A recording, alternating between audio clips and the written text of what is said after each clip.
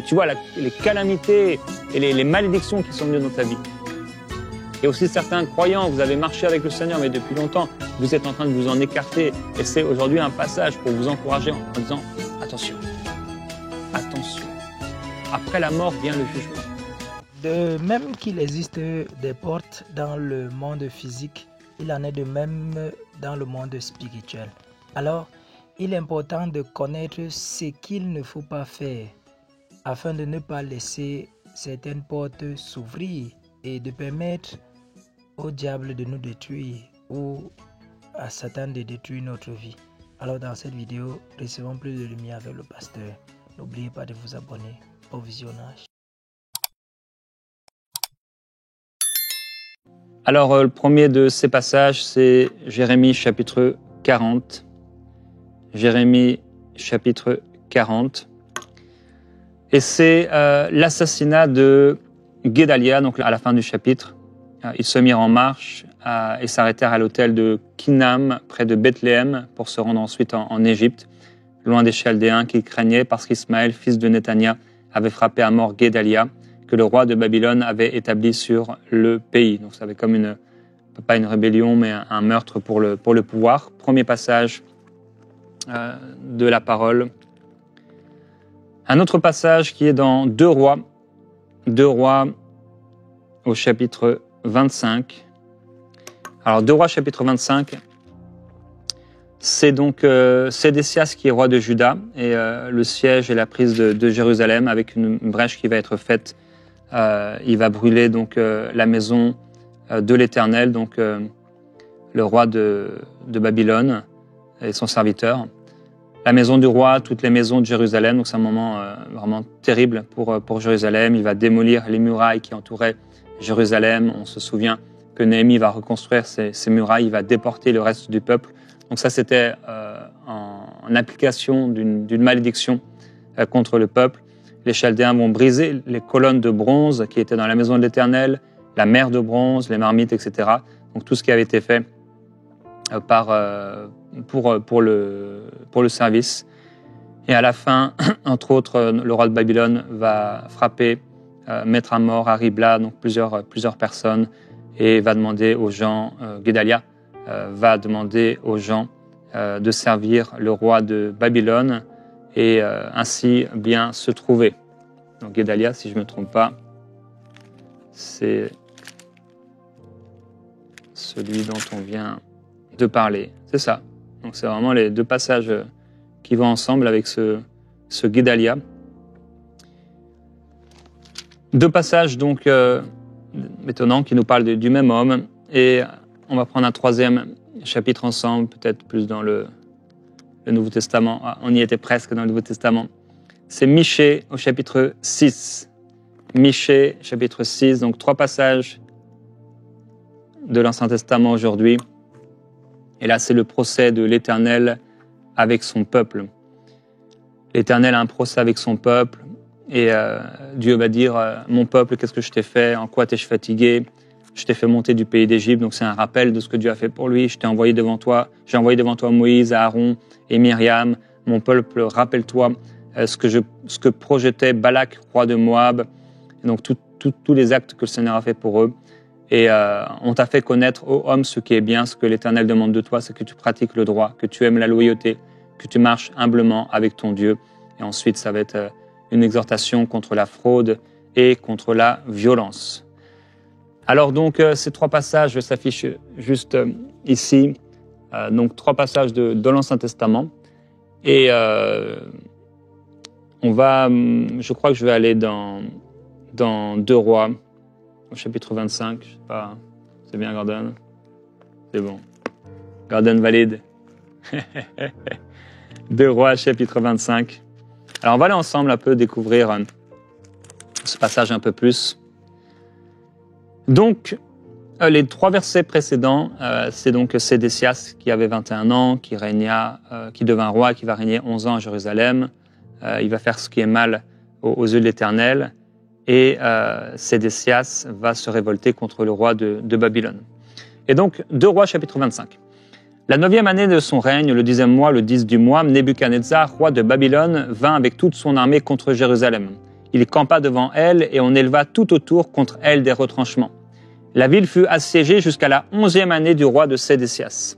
Le 9 du mois, comme la famine était forte dans la ville et qu'il n'y avait pas de pain pour les habitants du pays, une brèche fut faite à la ville. Le roi s'enfuit de nuit, ainsi que tous les gens de guerre, par le chemin de la porte entre les deux murailles près du jardin du roi, tandis que les Chaldéens encerclaient la ville, il prit le chemin de la Araba. Mais l'armée des Chaldéens poursuivit le roi et l'atteignit dans la dépression de Jéricho, et toute son armée se dispersa loin de lui. Ils saisirent le roi et le firent monter vers le roi de Babylone à Ribla, et l'on prononça contre lui un jugement. Là, c'est vraiment un passage terrible. On égorgea, écoutez ça, on égorgea les fils de Sédécias en sa présence, donc en la présence du père, puis le roi de Babylone fit crever les yeux de Sédécias, il le fit attacher avec des entraves de bronze et on l'emmena à Babylone.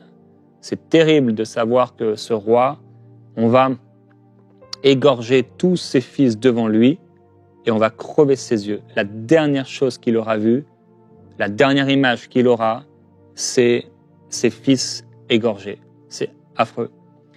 Le 5e mois, le 7 du mois, c'était la 19e année du règne de Nebuchadnezzar, roi de Babylone. Nebuzaradan, chef des gardes, serviteur du roi de Babylone, vint à Jérusalem. Donc son serviteur. Il brûla la maison de l'Éternel, la maison du roi et toutes les maisons de Jérusalem. Il livra au feu toute maison de quelque importance. D'ailleurs, c'est le dernier chapitre de 1 et 2 rois, c'est ce chapitre-là, chapitre 25. Toute l'armée des Chaldéens, qui était avec le chef des gardes, démolit les murailles qui entouraient Jérusalem. Nebuzaradan, chef des gardes, déporta le reste du peuple qui était demeuré dans la ville, ceux qui s'étaient rendus au roi de Babylone et le reste de la multitude. Cependant, le chef des gardes permit à certains parmi le peuple du pays de rester comme vignerons et comme laboureurs. Et alors que nous lisons ensemble, je vous ai encouragé hier, avant-hier et encore à prendre votre Bible et à lire avec moi, demandez à l'Esprit, parle-moi. Au-delà de cette histoire qui ne me concerne pas directement, mais c'est ta parole. Alors tu peux prendre cette histoire et la rendre vivante pour moi et me parler. Alors Saint-Esprit, parle-nous s'il te plaît. Parle-nous Saint-Esprit à travers cette histoire. Les Chaldéens brisèrent les colonnes de bronze qui étaient dans la maison de l'Éternel, les bases, la mer de bronze qui était dans la maison de l'Éternel, et ils en emportèrent le bronze à Babylone. Ils prirent les marmites, les pelles, les couteaux, les coupes et tous les objets de bronze avec lesquels on faisait le service. Le chef des gardes prit encore les brasiers et les calices, tout ce qui était d'or et tout ce qui était d'argent. Les 2 colonnes, la mer et les bases que Salomon avait faites pour la maison de l'Éternel, tous ces objets de bronze avaient un poids inconnu. Imaginez, c'est une catastrophe. Le temple est brûlé, la maison de l'Éternel est brûlée, tout ce que Salomon, dans la gloire de Salomon, avait fait pour la maison de Dieu, tout est brûlé, tout est mis à feu et aussi tout est volé ou cassé, brisé. La hauteur de l'une des colonnes était de 18 coudées, il y avait au-dessus un chapiteau de bronze dont la hauteur était de 3 coudées. Autour du chapiteau, il y avait un treillis et des grenades, le tout de bronze. Il en était de même pour la seconde colonne avec le treillis. Restez avec moi, peut-être vous êtes certains en train de vous dire, mais de quoi ça me concerne? Ça a l'air compliqué. Toute écriture est inspirée de Dieu et utile. Le chef des gardes prit le souverain sacrificateur Séraya, Sophonie, le sacrificateur en second et les 3 gardiens du seuil. De la ville, il prit un eunuque, donc il va prendre un peu au hasard des gens dans la ville, au hasard, oui et non, au début non. De la ville, il prit un eunuque qui était proposé aux gens de guerre, 5 hommes parmi les familiers du roi et qui furent trouvés dans la ville, le secrétaire du ministre de l'armée qui était chargé d'enrôler le peuple du pays, 60 hommes du peuple du pays qui se trouvèrent dans la ville. Donc là, ça va être au hasard. Nebuzaradan, donc le chef des gardes du roi de Babylone, les prit et les conduisit au roi de Babylone à Ribla. Le roi de Babylone les frappa et les fit mourir à Ribla dans le pays de Hamath. Ainsi, Juda fut déporté loin de son territoire. Quant au peuple qui restait dans le pays de Juda, ceux à qui Nebuchadnezzar, roi de Babylone, avait permis de rester, il établit sur eux Guédalia, fils d'Ahikam, fils de Shaphan. Lorsque tous les chefs des troupes eurent appris, eux et leurs hommes, que le roi de Babylone avait établi Guédalia, ils se rendirent auprès de Guédalia à Mitzpah, savoir Ismaël, fils de Netania, Yohanan, fils de Kéras, Seraya, fils de Tanoumet, de Ténopha, et Yazaniaou, fils du Maacatien, eux et leurs hommes. Guédalia leur fit un serment à eux et à leurs hommes et leur dit « Ne craignez rien de la part des serviteurs de Chaldéens, restez dans le pays, servez le roi de Babylone et vous vous en trouverez bien. Mais au 7e mois, Ismaël, fils de Néthania, fils d'Élishama de descendance royale, vint accompagné de 10 hommes et ils frappèrent Guédalia qui mourut, ainsi que les Juifs et les Chaldéens qui étaient avec lui à Mitzpah. Donc, même ceux qui avaient été protégés, qui avaient été épargnés par le roi de Babylone, eh bien, Ismaël va venir et va tuer tout le monde, et aussi Guédalia, qui était là pour protéger, en fait, un peu comme un berger auprès des brebis, comme un pasteur, on pourrait dire, qui était là pour les protéger et les garder. Alors tout le peuple, du plus petit au plus grand, ainsi que les chefs des troupes, se levèrent et s'en allèrent en Égypte parce qu'ils craignaient les Chaldéens. En effet, quand on frappe la tête, eh bien, c'est tout le troupeau qui est dispersé. Ne frappez jamais la tête. La 37e année de la déportation de Jéhoïakin, roi de Juda, au 12e mois, le 27 du mois, Évil-Mérodach, roi de Babylone, dans la première année de son règne, fit sortir avec honneur Jéhoïakin, roi de Juda, de la maison d'arrêt. Il lui parla avec bonté et mit son trône au-dessus des trônes des rois qui étaient avec lui à Babylone. Il lui fit changer ses vêtements de détenu, et Jéhoïakin mangea toujours en sa présence tout le temps de sa vie. Son entretien permanent lui fut assuré de la part du roi, jour après jour, tout le temps de sa vie. Guédalia a été établi comme gouverneur par le roi de Babylone. Et une chose importante pour nous, c'est qu'on peut se retrouver dans des entreprises ou dans des endroits ou dans des pays où le responsable n'en a rien à faire, que ce soit un directeur, un patron, un roi ou autre, n'en a rien à faire de Dieu, mais là, Dieu peut nous faire prospérer. On peut se poser la question, mais donc pourquoi Guédalia est mort? Alors justement, Jérémie chapitre 40, si on avait eu le temps de le lire, nous montre le pourquoi. C'est qu'en fait, Guédalia avait été averti par beaucoup de personnes, des chefs de l'armée, que Ismaël voulait le mettre à mort. Mais Guédalia n'a pas cru et il a dit non, c'est pas vrai, ce que vous dites sur Ismaël, ce que tu dis sur Ismaël est faux. Et ici, on doit retenir quelque chose, c'est que même si nous marchons avec Dieu, il est important d'écouter la voix de Dieu. L'Esprit en nous parle et nous avertit et nous instruit. Et on ne peut pas non plus faire confiance, entre guillemets, à tout le monde. Bien sûr, on doit marcher dans l'amour et faire confiance, mais si l'Esprit nous avertit, on doit être sensible. Et c'est pourquoi il est important de méditer la parole de Dieu chaque jour et d'écouter l'Esprit qui nous parle, comme il a pu parler à Joseph, comme il a pu parler à d'autres personnes, pour les protéger, que l'Esprit de Dieu nous protège et que nous puissions surtout être sensibles parce que lui, l'Esprit de Dieu, fera sa part. Alors c'est un passage funèbre, triste, qui va clôturer donc tout le livre de 1 et 2 rois. C'est ce chapitre sur lequel on est tombé aujourd'hui. Et on voit le jugement, et derrière tout cela, c'est un jugement divin du peuple de Dieu qui n'avait pas marché avec le Seigneur. Un peu plus tôt, si on avait lu le chapitre 24, je vois que tout cela arriva sur l'ordre de l'Éternel en parlant d'événements précédents qui voulaient écarter Juda de devant sa face à cause de tous les péchés qui avaient été commis par Manassé, à cause du sang innocent qu'avait répandu Manassé, sang innocent dont il avait rempli Jérusalem, et l'Éternel n'a pas voulu pardonner. Quelle déclaration terrible à ce moment-là, donc au chapitre précédent.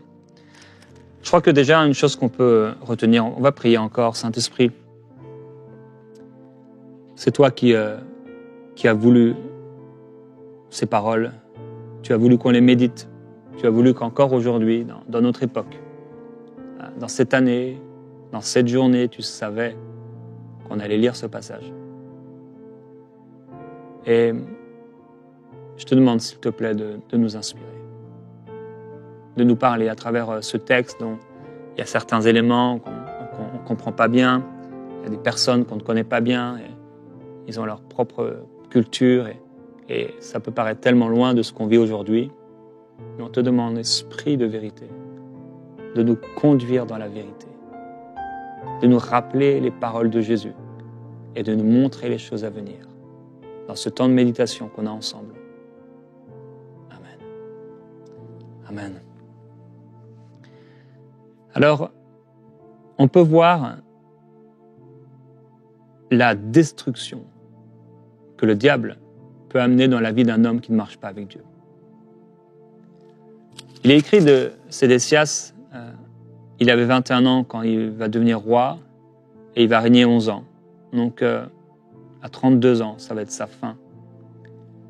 Et il va faire ce qui est mal aux yeux de l'Éternel. Vous savez, dans les rois, on va souvent avoir ces passages concernant les rois. Soit il va faire ce qui est bien aux yeux de l'Éternel, et la plupart, ils vont faire ce qui est mal aux yeux de l'Éternel. Alors aujourd'hui, l'Esprit nous encourage, c'est sûr, à pouvoir être comme Corneille, on a vu hier, ou comme Pierre, qui marchait avec Dieu. On a vu de Corneille que c'était un homme pieux, qui craignait Dieu, lui et sa maison. Il faisait des aumônes au peuple et il priait Dieu constamment. Et là, on voit vraiment le contraire. Sédécias, un roi, un homme, Corneille lui était centenier, c'était quand même un homme important. Et là, on voit un autre homme important, mais qui n'a pas du tout le même cœur, qui n'a pas du tout le même amour pour Dieu, puisque lui, en l'occurrence, n'a pas d'amour pour le Seigneur, il ne craint pas Dieu, il ne prie pas constamment, et il est complètement différent, il ne fait pas d'aumône pour le peuple. En fait, Sédécias, c'est tout pour moi. Corneille, c'est quelque part tout pour mon Dieu, tout pour les autres. Je veux que ma vie serve à Dieu, et c'est pourquoi quand il prie et quand il dédie sa vie et qu'il consacre sa vie à Dieu, c'est pas étonnant qu'il ait des visions divines et qu'un ange lui apparaît, l'arche de Dieu qui descend dans sa maison, entre guillemets. Quand tu te consacres au Seigneur et quand tu le crains, la bénédiction du Seigneur vient sur toi, comme elle est venue dans la vie d'Obed-Édom. Parce que l'arche de Dieu était dans sa maison, qu'il avait accueilli l'arche de Dieu. On a vu aussi que c'était un musicien, un lévite, en tout cas quelqu'un, oui, un lévite pour Dieu. Et Sédécias ici va voir, alors qu'il est roi, et il va régner, et certainement qu'il va profiter de tout l'or, de tout l'argent, non, c'est pas sa popularité, mais sa position. Il en profite, il jouit de la vie, certainement pendant un temps, mais il y a un moment, la Bible dit qu'après la mort vient le jugement. Et on ne peut pas être entre les deux, frères et sœurs. Et vous qui m'écoutez, certains, vous ne connaissez pas encore le Seigneur Jésus-Christ. Peut-être certains d'entre vous n'êtes jamais allés à l'église, sauf pour un enterrement, ou peut-être le baptême d'un bébé. Et vous ne connaissez pas Jésus. Et si vous mourrez aujourd'hui, vous ne savez pas où vous allez aller. Je prie qu'il ne vous arrive pas la même condamnation et le même jugement qui est tombé sur Sédécias, mais qu'aujourd'hui, alors que c'est aujourd'hui le jour du salut, l'Esprit dit, si vous entendez ma voix, n'endurcissez pas votre cœur. Et le Seigneur est en train d'appeler aujourd'hui quelqu'un au salut, quelqu'un à venir à Jésus-Christ. Et le Père, l'Esprit de Dieu t'appelle à soumettre ta vie à Jésus-Christ. Afin que ce ne soit pas la condamnation, la malédiction que tu vis, mais la bénédiction. À ceux qui craignent Dieu, à ceux qui marchent avec Dieu, pas une religion, mais Jésus-Christ. À ceux qui se soumettent à Jésus-Christ et qui acceptent que Jésus soit leur Seigneur. À ceux qui, comme Jésus, sont crucifiés avec lui. C'est plus ma vie, c'est plus pour moi, c'est pour toi, je vis pour Dieu. À ceux-là sont bénis de toute bénédiction. Il y a quelqu'un aujourd'hui qui vit dans la malédiction, c'est des catastrophes. Quand tu as entendu l'histoire de ces fils de cet homme qui sont morts, qui ont été égorgés en sa présence, et ensuite ces yeux qui ont été crevés, tu te retrouves dans cette situation. Et tu vois les calamités et les malédictions qui sont venues dans ta vie. Et aussi certains croyants, vous avez marché avec le Seigneur, mais depuis longtemps, vous êtes en train de vous en écarter. Et c'est aujourd'hui un passage pour vous encourager en disant, attention, attention. Après la mort vient le jugement. On ne se moque pas de Dieu. Ce qu'un homme aura semé, il le récoltera. Tôt ou tard, pour lui, ça a été 11 ans. Pour d'autres, ça a été beaucoup plus longtemps. Pour d'autres, ça a été beaucoup moins longtemps. On ne sait pas. On ne connaît pas le jour de notre mort. Si Dieu le désirait, en un instant, il m'enverrait. Il m'enlèverait l'oxygène, la possibilité de respirer. En un instant, ce serait terminé. C'est lui qui est Dieu. On ne connaît pas le jour de notre mort. C'est pourquoi tu dois marcher avec Dieu. Afin que ce que tu as construit ne soit pas détruit. Et là, on peut voir dans ce passage que le serviteur du roi de Babylone va brûler la maison de l'Éternel. Tout ce qui était important pour le peuple et pour le roi. La maison du roi, toutes les maisons de Jérusalem. Il va tout livrer au feu. Et il y a un moment où la terre sera jugée par le feu et nos œuvres seront jugées par le feu. On ne veut pas que ce qu'on a construit, ce qu'on a bâti, ce pourquoi on a travaillé, soit ruiné. Tu donnes ton temps, tu donnes ton cœur pour cette chose, peut-être ton cœur pour ce travail. Mais qu'est-ce qui va en rester? Qu'est-ce qui va rester de ton œuvre? Nos œuvres passeront au feu. Et on verra vraiment quelle est la qualité de l'œuvre de chacun. Est-ce que c'est le chaume, du foin, de la paille qui va brûler comme ça? Ou est-ce que c'est comme du diamant ou de l'or épuré? Pur. Pour qui tu vis? Est-ce que tu vis pour toi? Ou est-ce que tu vis pour Dieu? Et le pire de tout ça, c'est que pas seulement ce qu'on a bâti peut être détruit quand on ne marche pas avec Dieu, mais aussi l'héritage de nos pères. Et on peut voir ici que tous les symboles de l'adoration, des instruments, des choses qui étaient faites pour que le peuple puisse s'approcher de Dieu, tout ça a été détruit. Quand le diable entre dans la vie d'un homme qui ne marche pas avec Dieu, il va tout détruire. Jésus dit, le voleur, il vient pour égorger, pour détruire, il vient pour tuer, il vient pour faire du mal, ça c'est le diable. Mais Jésus dit, moi je suis le bon berger, je donne ma vie pour mes brebis. Alors aujourd'hui tu entends la voix de Dieu, et on peut penser à un moment, et vous savez c'est souvent ce que les gens se disent, ah non mais je vais quand même m'en sortir. L'orgueil de l'homme peut être tellement fort parfois, je vais m'en sortir, ah je m'en suis sorti. Les gens s'appuient sur eux, ils disent, mais moi je m'en suis sorti les autres fois. Ah, j'ai vécu déjà ce genre de situation, j'ai vécu des choses, c'était galère, mais moi j'ai pas besoin de Dieu. J'ai pas besoin de Dieu, je vais m'en sortir encore cette fois-ci. C'est ce que pensait Samson, il s'était éloigné de Dieu. Et il a dit son secret. C'est comme eux, on a brûlé, on a détruit, on a mis en pièces les éléments du culte qui permettent au peuple de pouvoir s'approcher de Dieu. Et Samson, lui, va dire le secret de son intimité, le secret de la présence de Dieu dans sa vie, il va jeter, il va mettre en morceaux de lui-même. Ce qui était pour lui comme, à l'époque, ces éléments, ces ustensiles lui permettant d'être en relation avec Dieu, il va dire c'est mes cheveux. On va couper ses cheveux. Il va penser s'en sortir comme les autres fois, mais non. Il y a une fin pour toute chose. Il y a une fin. Il y a un moment où c'est le jugement et c'est la condamnation. Dieu ne veut pas te condamner. Jésus a dit, je ne suis pas venu pour que le monde soit condamné, pour condamner le monde, mais que le monde soit sauvé par moi. Il y a quelqu'un qui est en train de te dire, mais je vais m'en sortir comme les autres fois. Qui sait? Dieu ne veut pas te faire peur, Dieu veut te sauver. Avoir peur, qu'est-ce que ça fait? Les démons tremblent, ils croient en Dieu mais ils tremblent. Dieu veut t'épargner la mort éternelle.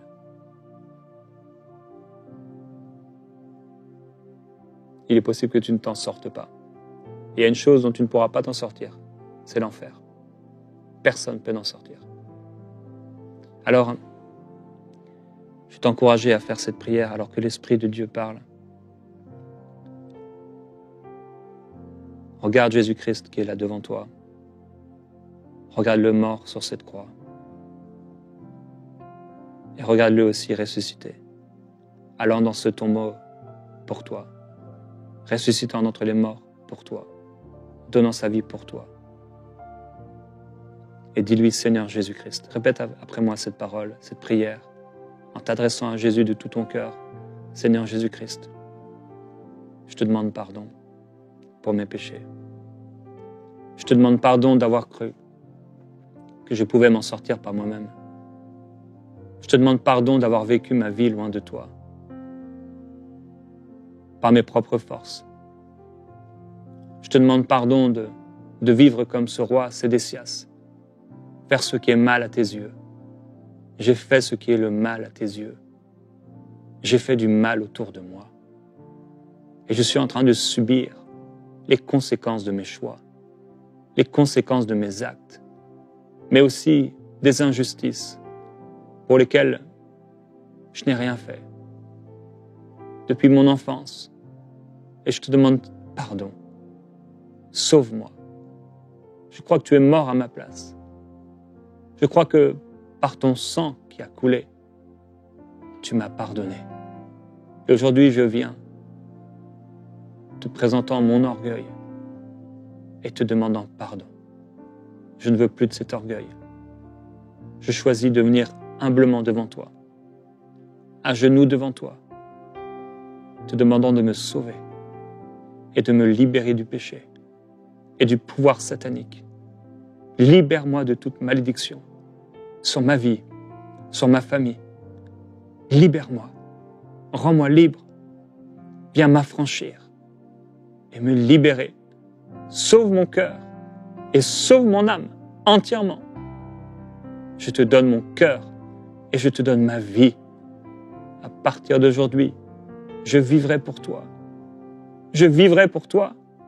Alors, Saint-Esprit, parle-moi s'il te plaît. Parle-moi.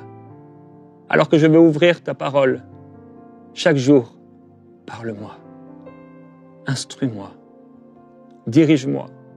Conduis-moi dans la vérité. Change ma vie. Purifie-moi. Purifie ma vie. Purifie mon cœur. Purifie mes habits. Purifie tout. Merci Seigneur. Amen. Si vous avez fait cette prière, je vais vous encourager à trouver une bonne église, là où on prêche toute la parole de Dieu. Vraiment, trouvez une église qui prêche la parole. Le Saint-Esprit vous conduira et vous dirigera et faites-vous baptiser d'eau. Faites-vous baptiser d'eau. Et je prie également pour ceux qui sont déjà parmi le peuple de Dieu et vous luttez avec des choses. Et il y a des choses qui ont été détruites. Certains en conséquence de vos péchés, d'autres simplement vous avez subi ces choses. C'est l'ennemi qui s'est levé contre vous et vous êtes là comme Guédalia qui était juste là pour aider, faire du bien et Ismaël est là à votre porte. Et Père, je te demande s'il te plaît ta protection surnaturelle contre l'esprit d'Ismaël. L'esprit d'Ismaël, l'esprit d'avortement, l'esprit de meurtre. Père, je te demande s'il te plaît de protéger ces personnes de l'esprit de suicide au nom de Jésus-Christ. Nous prenons autorité. Le sang n'avait coulé pour personne. Mais tu es venu, Jésus-Christ. Ton sang n'avait pas coulé pour Guédalia à l'époque. Mais ton sang a coulé pour nous.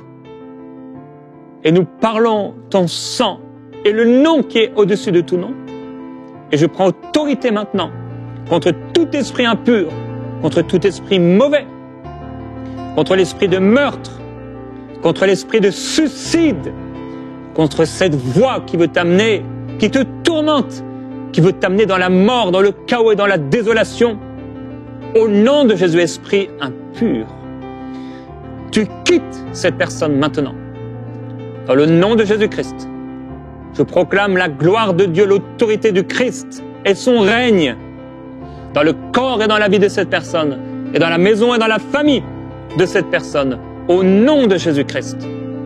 L'esprit d'Imaël est vaincu et mis à nu dans le nom du Seigneur Jésus-Christ. Cela n'arrivera pas. Cela n'arrivera pas. Ces attaques sataniques, cela n'arrivera pas. Cela ne réussira pas. L'ennemi est vaincu, dépossédé, dans le nom de Jésus-Christ. Père, je veux te remercier pour ta parole. Nous voulons prendre soin de ce qui nous permet d'entrer en relation avec toi. Nous ne voulons pas que notre Jérusalem, notre arche, notre intimité, notre communion avec toi soit brûlée, soit détruite. On ne veut aucune brèche. Il a fallu une brèche. Une brèche a suffi. Qu'il n'y ait pas de brèche dans ma vie. Prie avec moi et dis, Seigneur, qu'il n'y ait pas de brèche dans ma vie. Qu'il n'y ait aucune brèche dans ma vie pour le mal. Aucune brèche dans ma vie. Je veux garder et protéger tout ce qui me permet d'entrer en relation avec toi. Comme il y avait la mer de bronze, la cuve d'airain, chaque élément du temple, je veux protéger chaque élément qui me permet d'être en relation avec toi. Car ce qui importe le plus, c'est ma communion avec toi et que je puisse t'être agréable. Seigneur, je désire faire ce qui est bien à tes yeux. Pas faire ce qui est le mal comme Sédécias, mais faire ce qui est bien à tes yeux, comme David, au nom de Jésus-Christ. Me voici, Seigneur. Je me consacre à toi. Je me sanctifie pour toi, pour accueillir ta présence dans ma maison. Et ta bénédiction repose sur moi et sur ceux qui m'appartiennent, ceux que tu m'as donnés. Tout ce qui m'appartient, ta bénédiction repose sur moi. Et je te remercie pour cela. Merci Seigneur.